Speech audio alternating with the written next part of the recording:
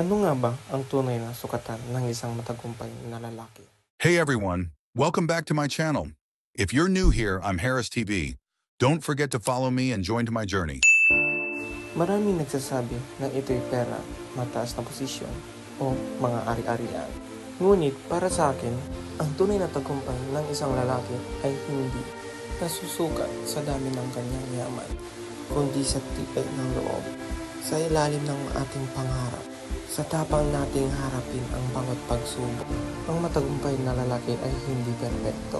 Nakakaranas din tayo ng pagkabigo, pagkatalo o pagod. Ngunit ang kaibahan natin, hindi tayo sumusuko.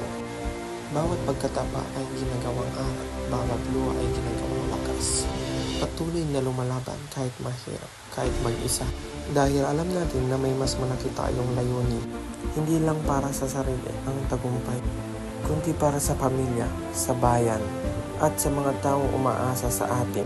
Ang tagumpay ay may puso, may dangal, at may malasakit. Kaya sa bawat lalaking nangangarap, tandaan mo ito. Hindi kailangan maging perfecto para magtagumpay.